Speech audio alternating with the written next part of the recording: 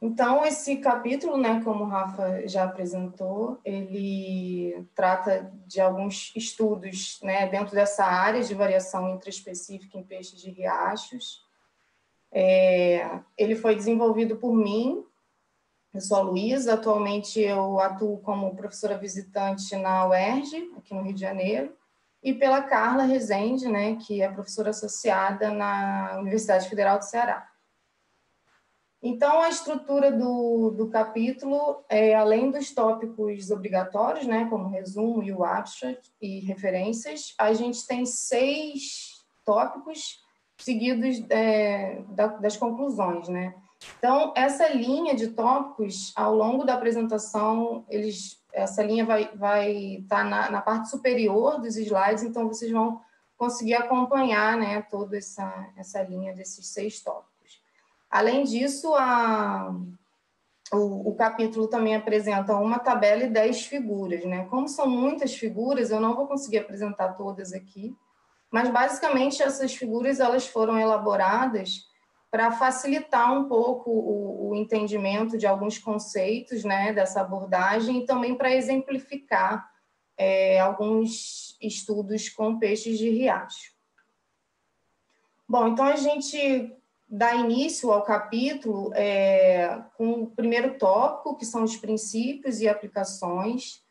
A gente começa com uma definição, né, na bibliografia sobre o que é variação intraespecífica, que é definida como a variação total de uma determinada característica ecológica ou então um conjunto de características expressa por indivíduos de uma mesma espécie.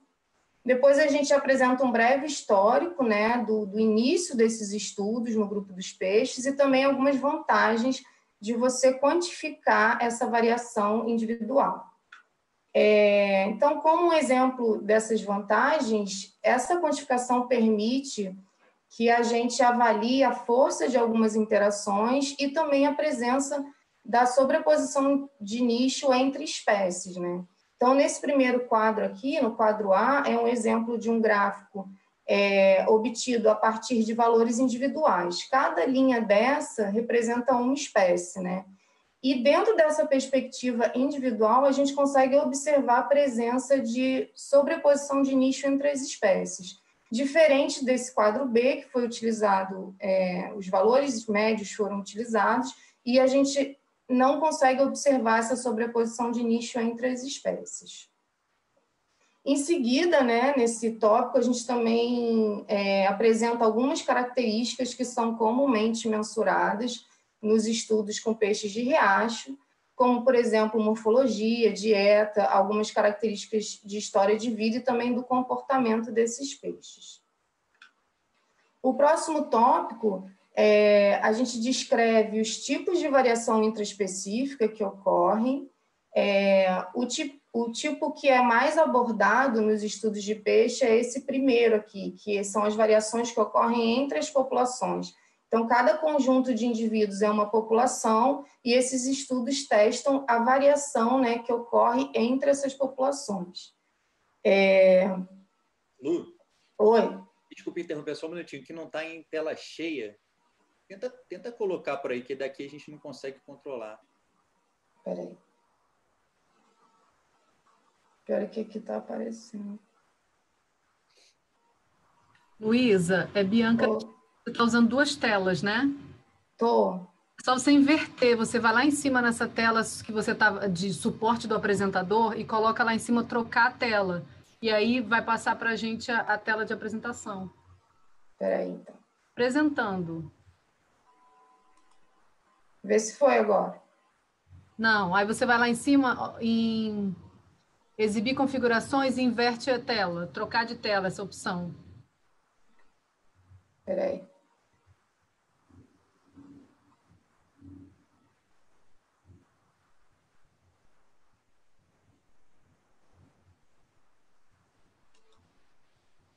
Deixa eu parar e tentar voltar de novo. Tá ótimo. Tá, então tem que escolher essa segunda.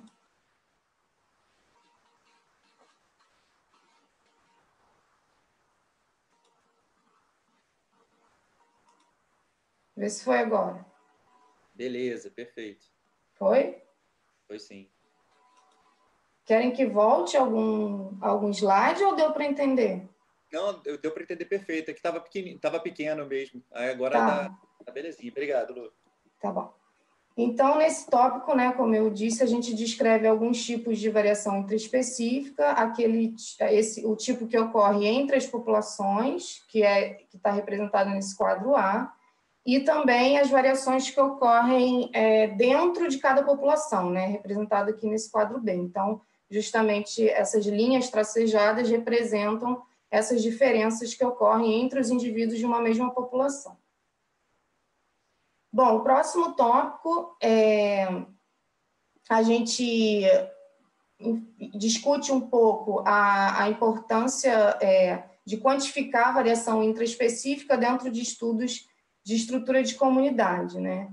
Então, essa quantificação, ela permite que a gente possa observar a habilidade, né, de cada indivíduo em se manter dentro dessas comunidades e, então, utilizando até algumas estratégias que facilitam a coexistência de espécies e, consequentemente, a manutenção dessas comunidades.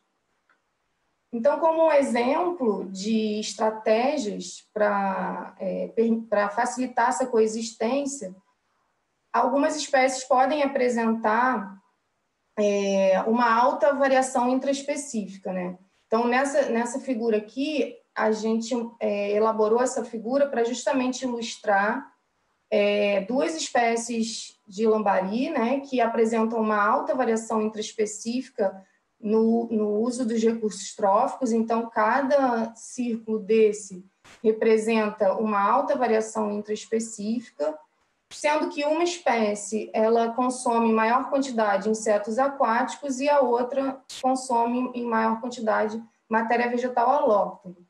Então, justamente essa diferença no item principal é que faz com que essas espécies se separem dentro de um espaço funcional e facilite essa coexistência.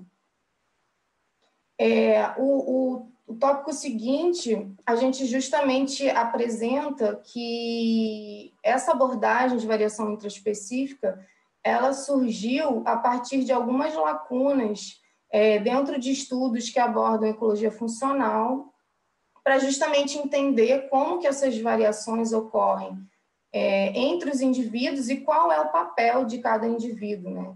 Então, nesse tópico, a gente mostra alguns exemplos com peixes de riacho, que justamente dependendo desse grau de variação intraespecífica, uma mesma espécie ela pode, então, desempenhar papéis diferentes, né, nesses processos ecossistêmicos.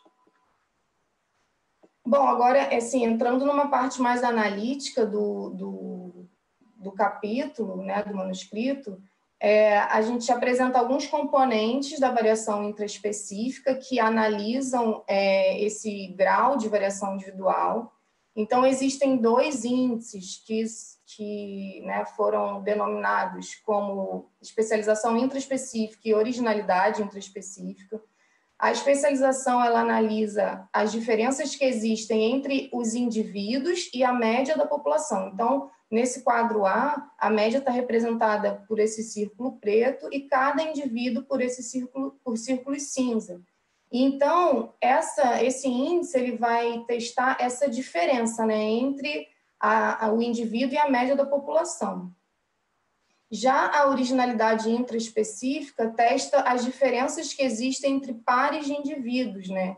Então, nesse quadro B, cada indivíduo também representado por um círculo cinza, e justamente esse índice vai testar essa diferença para o indivíduo mais próximo, né, entre pares de indivíduos. Esses dois índices, eles foram inicialmente desenvolvidos com valores médios, né, por Muyot e colaboradores em 2013. Então, durante a minha tese de doutorado, a gente adaptou e a gente utilizou esses índices a partir de valores individuais, e a gente justamente mostra que existe um grau de complementaridade entre esses dois índices e que eles podem ser aplicados dentro de uma perspectiva ecológica em estudos sobre estrutura de comunidades, né, de peixes. Existe um outro componente também, que é a especialização individual, né? Foi um índice proposto por Bonick e colaboradores em 2003. Esse índice ele é basicamente aplicado em estudos de dieta com peixes. Ele é diferente da especialização intraespecífica, né? Ele trabalha em uma escala mais refinada, testando as diferenças que existem dentro de grupos de indivíduos, como, por exemplo, dentro de indivíduos jovens, dentro de indivíduos adultos, né? Dentro de uma perspectiva evolutiva, testando o curso evolutivo de alguma espécie em estudos de populações. Bom, então, além desses 3 índices, existem outras ferramentas de análise que também são utilizadas nesses estudos, são ferramentas mais tradicionais, como, por exemplo, desvio padrão, variância, análise de variâncias e de componentes principais. Então, essa figura aqui, que a gente elaborou para o capítulo, é uma figura que mostra 2 análises de componentes principais e a gente consegue observar diferentes graus de variação intraespecífica. Então, nesse quadro A, essa espécie de Mimagoniates apresentou uma alta variação intraespecífica, né, que está representado por esses círculos e por essa linha em preto. E Briconaméricos, nesse quadro B, já apresenta um grau de variação intraespecífica menor, né? Então, a partir dessas análises de componentes principais, a gente consegue ilustrar esses diferentes graus de variação intraespecífica em relação a alguma característica ecológica. Bom, nosso último tópico é sobre coleta de dados, né? A gente só apresenta as técnicas de captura mais utilizadas nesses estudos. A gente também discute brevemente sobre um grande desafio, né, que existe nesses estudos, que é a quantidade de indivíduos, né, necessária para realizar esses testes de variação intraespecífica. Quando, na verdade, não existe um número ideal, né? O que a gente sugere é que dentro da viabilidade de cada projeto, também dependendo da pergunta do trabalho, o ideal é que essa amostragem seja feita com o maior número possível, né, de indivíduos, que justamente vai conseguir trazer dados mais robustos, né, para a sua análise. E, obviamente, evitando algum tipo de variação externa, como, por exemplo, as variações ambientais. Nessas 2 figuras aqui, a gente tem o mesmo riacho numa época de cheia e numa época de seca. E incluir indivíduos dessas 2, né, dessas 2 amostras dentro de uma mesma análise pode criar, então, ruídos, né? Então, o ideal é que essas amostragens sejam feitas dentro da mesma época, né, do ano, e também evitando qualquer outro tipo de variação externa para não criar um ruído nas suas análises. E como conclusões, né, a gente apresenta essa abordagem ainda como um grande desafio para os pesquisadores, mas que os resultados dessa abordagem podem, então, elucidar diversas lacunas teóricas, né, que, então, conseguem explicar um pouco melhor as estratégias de coexistência dessas espécies, o papel dos indivíduos, né, no funcionamento de populações e comunidades, e, então, que, dentro do possível, a média das características ecológicas seja substituída por valores individuais, né, para a gente conseguir entender um pouco melhor sobre a ecologia dos peixes de riacho. Bom, gostaria de agradecer, obrigada pela atenção de todos, agradeço também a Rosana, a Érica e ao Rafa, né, pelo convite em participar desse volume especial, enfim, é uma grande honra estar com todos vocês aqui, também agradeço a Carla, né, minha parceira aí de tantos anos de trabalho. E é isso, e agora fico aberta aí para discussões. Obrigada, gente.